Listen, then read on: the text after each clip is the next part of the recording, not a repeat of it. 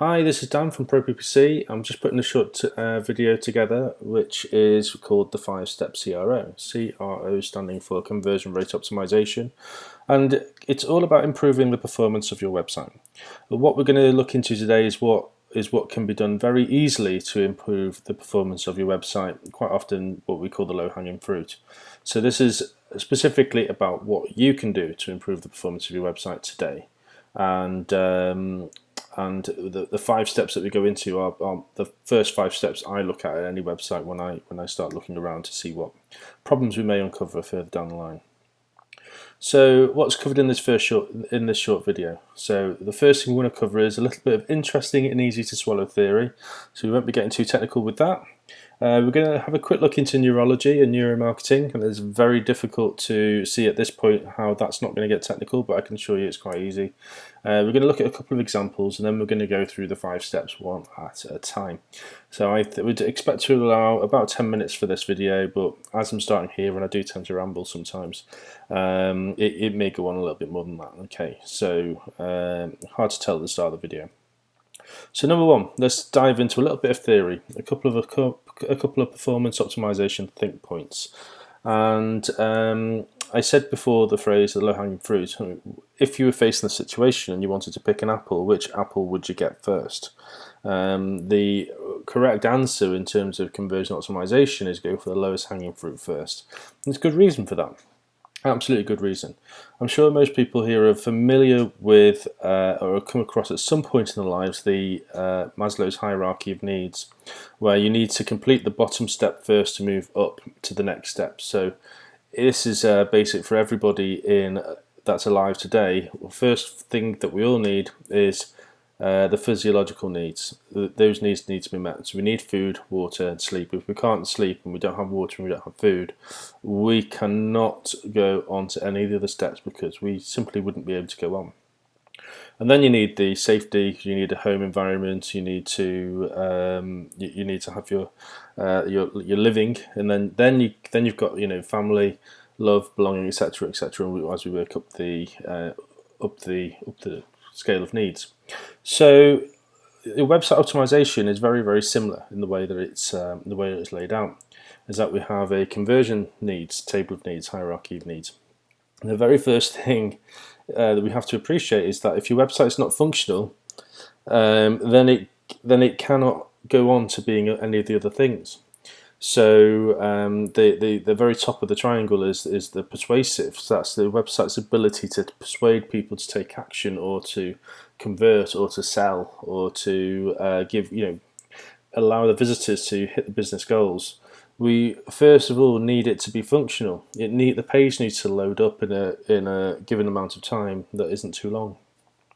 We need it to work on all browsers. We need it to work on mobile phones, and I would say that there is a good proportion of websites out there that are dysfunctional, that don't work properly. And with many efforts to try and improve sales through a website by adding in persuasive copy and trying to focus on the top of the triangle before the bottom of the triangle is met. And all those websites that you go around with, there's a couple of pages that seem very well optimized, but then you've got lots of other pages that simply aren't, that let the whole process down.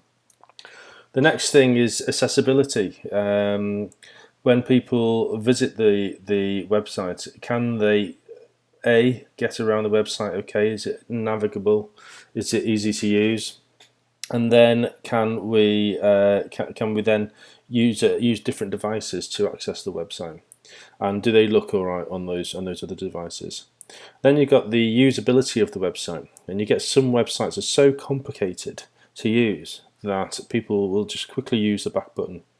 So ensuring that your website is functional, it's accessible, and it's extremely usable, those are the first 3 things that you can go a long way to improving performance. Normally we find that one of those 3 is broken on a website that we start to work with. So the intuitive design, not unique. People don't like unique websites when they're visiting them. And then you've got the persuasive element, which is can it sell? And we're going really quite deeply into the nuts and bolts of the website at that point. So the logical place to start is make sure it's functional, make sure you've got the accessibility, sorted, and make sure your website's usable. These are the easiest steps to conquer, and these are the steps that give us the greatest breakthroughs and the biggest ground covered. Right, okay, so one thing that we need to really focus on when deciding on the functionality of the website and when deciding on the usability of the website is, what is the website actually for? What do you want your website to achieve for your business? So the number one goals for the business could be to increase revenue, to increase the number of leads generated, to up the quality of the leads generated. So these are all things we need to be considering before we even start optimizing, as we have to understand what it is exactly that we want to do. So I have got lots of conversations with people, and we have people saying, oh, they want to convey their message properly. And you say, well, what's the message? So they want to tell everyone about their business and how they can help people. And I say, so is that the goal? And people say, well, that's what we want to achieve. And I said, well, why do you want to achieve that? And there's usually another answer to that question. I meet people who just want to be at the top of Google.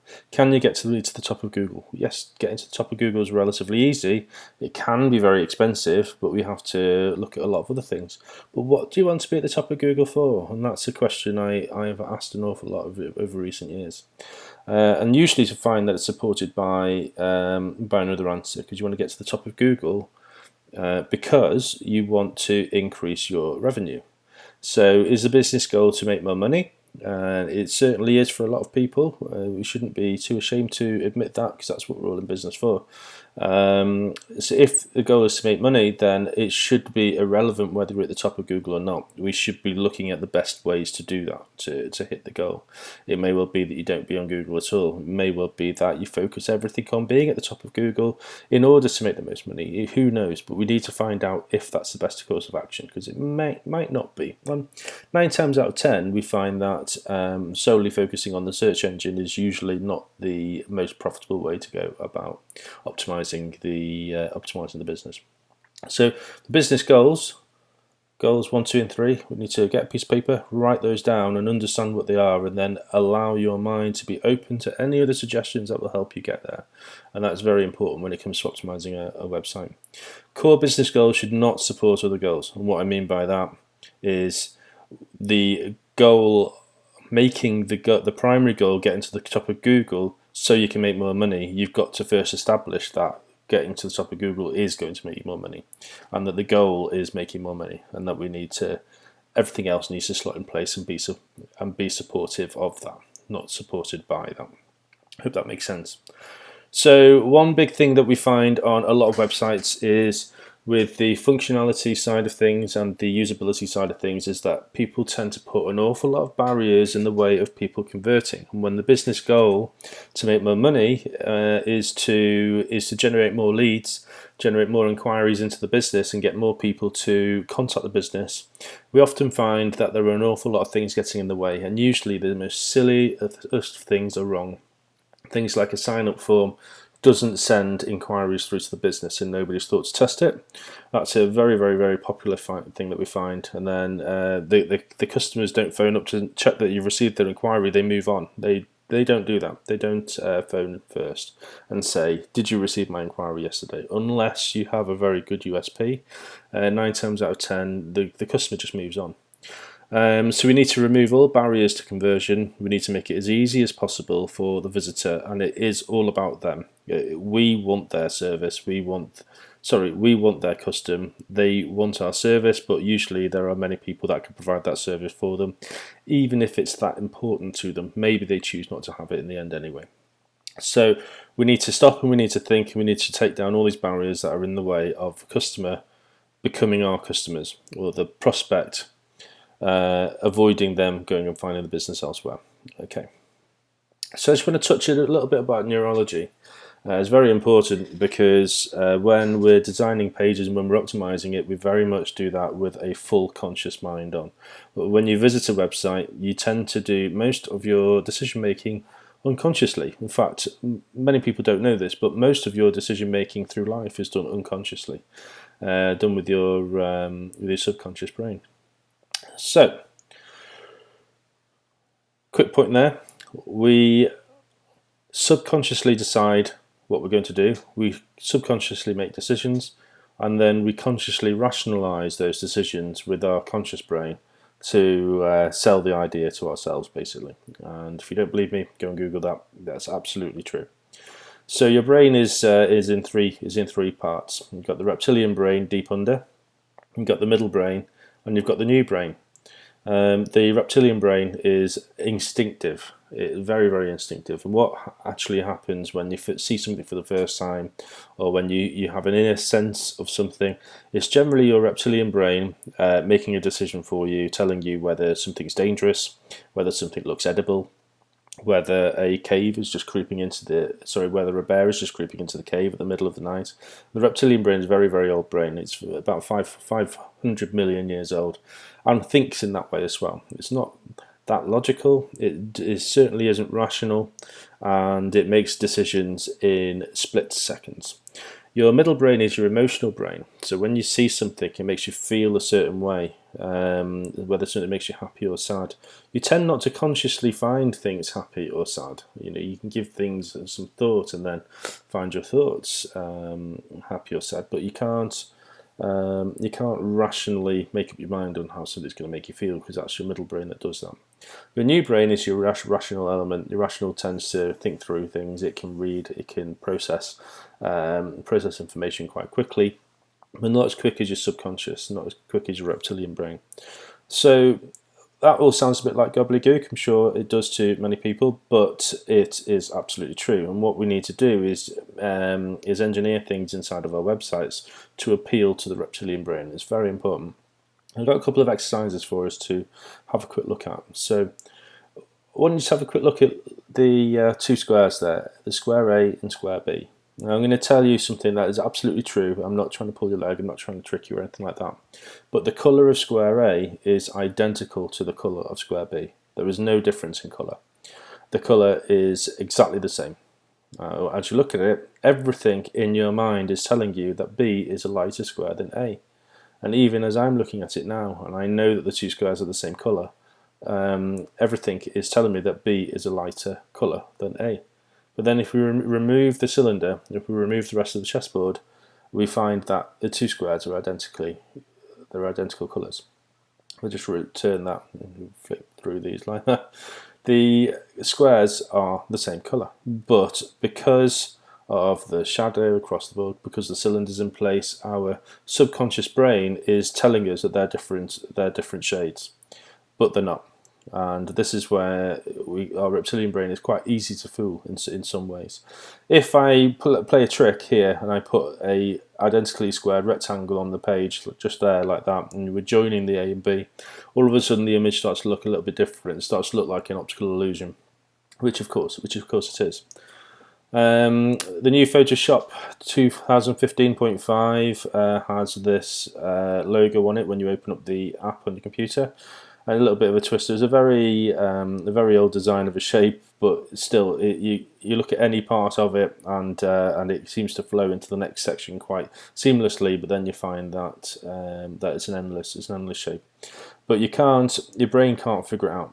And the more you look at it, the more you find that the corners move around, because you can rationally see what the design is doing to you, but your subconscious brain can't figure it out for itself. So you keep getting this optical effect. So it's important so that when we start looking at websites, how they make people feel and how much they want to make them hit the back button. So I've got an example here, and I've just knocked up a landing page today of a make-believe company that we've called Law. So I think it's just called Law Practice, but I've forgotten already. But there you go. Think, how does it instantly make you feel? When we go and look at a screenshot now. So we go into this page here. This is just the home page of this Law Practice, or a landing page of this Law Practice website. Has been quite badly put together. Now, there's not that much wrong with it, believe it or not, but they are not doing what they can to make you feel at home. And I'm actually just going to move the screen over to, if it will let me. There we go. Here's a live version of the page as it stands on the internet right this moment. You can visit this page. This is I'll put a link next to the video. You can visit this page and have a look at it. if you want to, just so you can see everything life size, because this being a video, this may be too small, it may be too big, but this is on our website, proppc.co.uk/5-step-CRO-example-2. So I've done 2 versions of this page. This one has a logo which is appearing a little bit too small for the space. They've got the menu is all over the place, and more websites than you would think have menus similar to this one, where there are far too many items on there. It's not kept nice and neat and tidy, and things are just in the wrong place. A contact us should be over by here where the about is, but instead we've put it there, and there's a telephone number mixed in. And then we've got welcome to. Anything that starts with welcome to is not a good start to people reading. So many websites do this, and when the subconscious sees welcome to, they know what the rest of the paragraph's going to say. And the rest of the paragraph's going to say something like, this website is all about me, and we're going to tell you all about us. And as a visitor, you don't want to read that. You want to read what they're going to do for you. If you carry on reading, there's got to be something in it for you. There's also other things wrong with it. There is no clear direction. We don't know what to do next, and we are probably more than likely going to hit this little button up here to hit back. So if we go and have a look at the alternative version, if we just think about how this makes us feel for a second, and then we look at an alternative version of this page, identical design. In essence, we still have the white rectangle. We have the menu has been tidied up a little bit. We've added a telephone number. We've got the law practice logo is at the right size for the page. And we have a professional law firm headline. And it's a good idea to both support the headline. It's a good idea to both support the headline. I'm sure I've made a mistake just there. I will fix that. It's a good idea to support the headline, making it as easy to understand as possible while setting expectations moving forward. Price indication, £179 initial consultation, so people can make their own mind up whether they're in the right place or not pretty quickly here. You've got the law office background with the woman walking past, and the image kind of fits the bill here. And we have a clear call to action which you can click and then it takes you off somewhere else. Okay, so if we scroll down, and then in this page we scroll down and we hit the footer, which there's not much in the footer, and but people feel that they've written all this text, so it's all quite a good bit of information, and you know what's included in this information may be really quite good, but our subconscious brain won't let us get very far through this text because it will decide that we don't want to read it. Whereas when you break something up like this, your subconscious, your boredom detector is at all-time low, and it says you can read that really quickly and you can make sense of that quite quite easily. So again, with this one, you scroll down and there's nothing there. With this one, though, when we scroll down, we've got everything we need on without doing any scrolling. We've got the areas of interest up there that we can go and click around the website. This is a fake website, so this is just going to lead us back to here again. But then we've got a call to action there. We don't actually have to scroll. We don't have to do anything, but we know where we're going to go with this. So we move down and we've got some areas. This is a little bit of visual hierarchy here, where we've got some options here, but there may be an option that we wanted people to take more notice of. So we've got blue button, and then we've got an orange button. This one kind of stands out a little bit more, but just because of its, with a bit of colour coordination there. We've got some visual effects, etc. We scroll down again. This is a picture from Adobe stock. This is not a genuine picture, and we do tend to advise that we avoid using stock photos like this one. You might as well take a picture of your own office and have that there. You might as well take a picture of yourself sitting at a desk and have that here. That kind of thing really works in terms of getting people to understand and people getting to know you in certain respects. So who are we, what are we for? And this is the same text as what we've got written up here mostly, but all information provided on this page should be about the client. Content starting with the word welcome does not get read, etc., as I explained above. And then we have the bottom of the page. So this design is, again, what I've knocked up this afternoon, but is a million times better than what we've got here, with a few bad examples. Okay, so going back over to the presentation, just gonna go through. Okay, so we've got some examples there that we've knocked together, and now we'll move on to the 5 steps. So the first 5 steps that we take, we mean this when I say when we look at websites on the internet for our clients, and start trying to find out where the low-hanging fruit is. When we start looking at them, we want to try and find those low-hanging apples as quickly as possible. We do find that most websites fail on at least 2 of these steps, so they are super simple. So the first one is going through the entire website and making sure that we don't get any broken image links like this one, or any error 404 pages. There are no videos in there that say video does not exist. Sorry about that from YouTube. We want to check the speed of the website is at least, pages are at least loading in 4 seconds or less. We want to try and get that under a second if we can. If you can get it to under a second, you've got a really good fast website. Anything over 4 seconds and there is a drag, and people start to notice, especially if they visit your site for the first time and it's going to take 20-30 seconds to upload. Generally people won't even wait that long. We need to make sure it loads up quickly. If people are browsing your website and they're going from one page to another, and even if they're genuinely really quite interested in reading the content, if each page is taking longer than 4 seconds, it will feel like a chore and they will eventually give up, and we need to prevent those things from happening. So step 1 is make sure it's working, as was the first step in the hierarchy of conversions. Try every link. Very good advice. So step 2, text size. Can it be read easily? We mentioned that in the example just before. Text size is so important. Hello, how are you today? Text bigger than 16 px with a line height 1.5 times is beneficial, because you can get through this list really easy and understand what it's saying.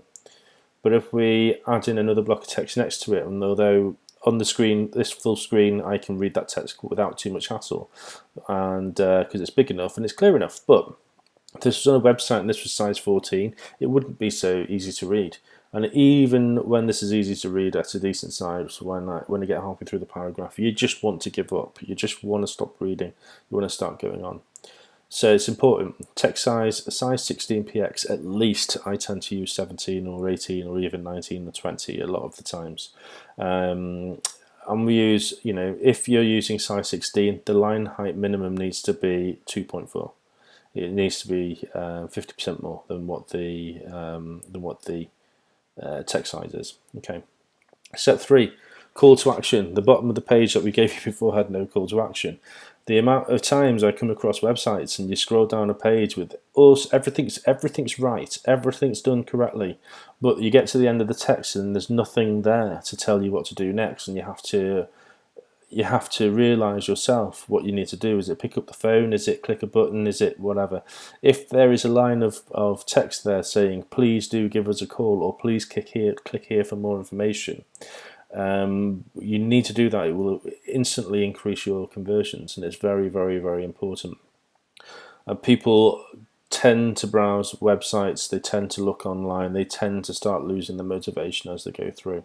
And most places you look, you find decent calls to actions on professionally built or corporation websites. They do all of this stuff very well. So if you need to set yourself apart from your competitors, the SMB markets, etc., then we need to get these things done correctly to a corporate standard, to a big level.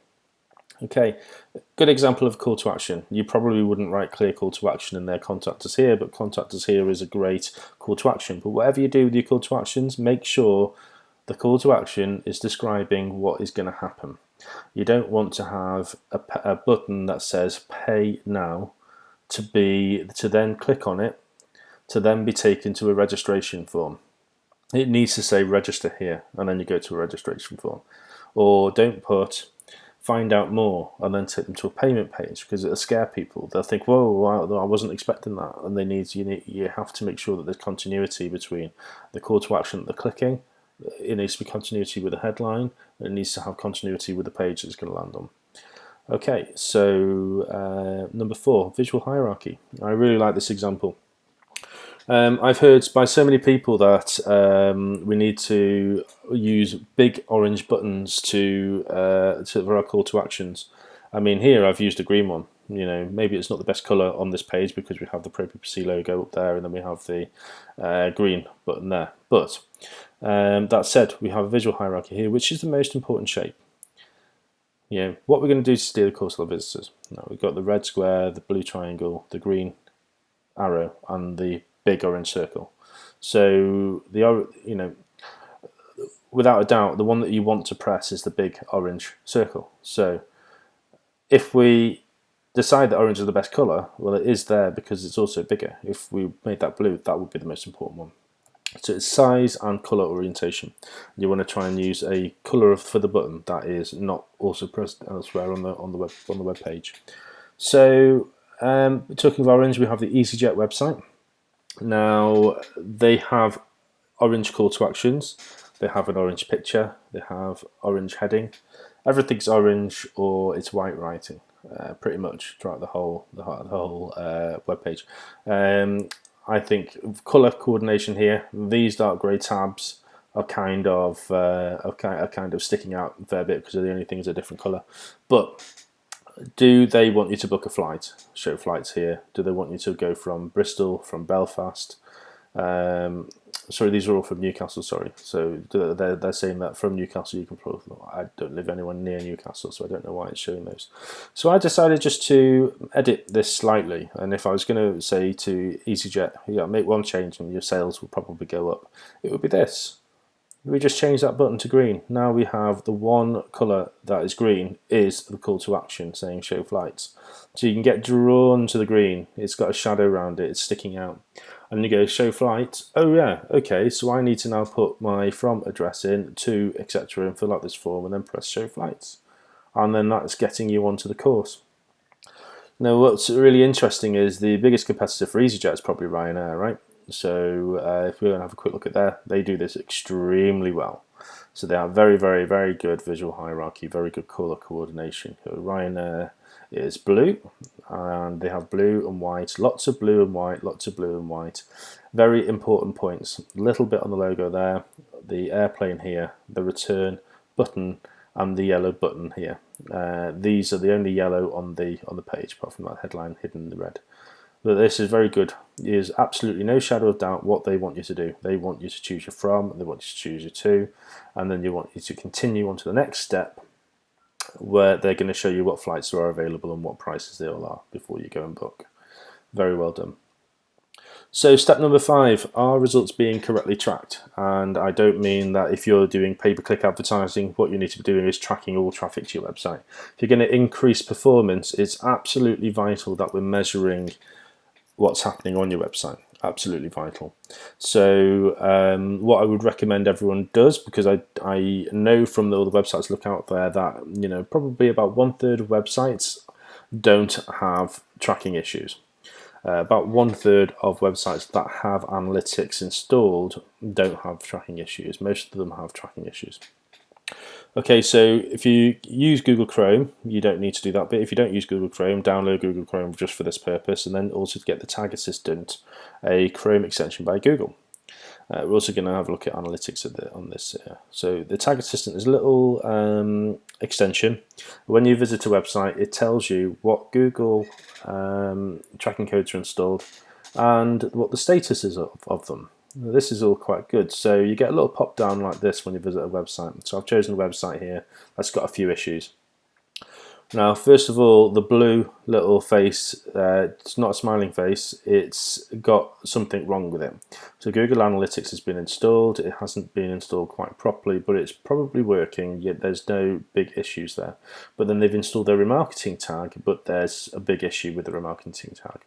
So we'll delve into them. We click on them, and we get another window will pop up. So with the Google Analytics tag, what we're learning here is that the code has been placed outside of the head tag, so it's not in the right place for optimum performance. And that's what it's telling you. So what you can do is you can use this tool and go, oh, okay, we need to go and find the code and we need to put it inside of the head tag. A very easy fix. And then we've got the remarketing code. And now this company thinks they've got analytics working properly and they think they've got remarketing working properly, but they haven't, because when you look at the remarketing tag, it's red. It's absolutely broken. There's no script tag closing it off, so the script will fail. It just will not work. And that's a problem if you want to be doing remarketing. So they need to get this extension, and then they can learn exactly what's working. If you have 7, 8, 9, 10 different tags on your website, this will tell you the status of them all the time. What we like to see is Google Analytics and remarketing correctly installed. So what you get is these two little green tags with a smile on them saying that they are working absolutely fine. So that's one of the very first things that we check. Step number 5, after having a quick look at the other pointers that we've just looked at, and make sure. And generally speaking, if I'm looking to work with people and I check the website and they've got a number of tags here and they're all green, I know that they're being well looked after, and I probably wouldn't make a phone call in their direction. I generally like to choose websites that have got broken issues with their tracking, because there's a lot of low-hanging fruit there without a shadow of doubt. So those 5 steps, go through those, fix all of those, and then we will see much better performing websites just based on that. Thank you. That concludes the 5 steps. I think we've overrun slightly. I think we've gone over the 10 to 15 minutes, quite a long way.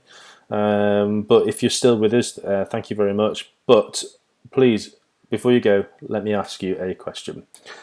Do you use Google AdWords?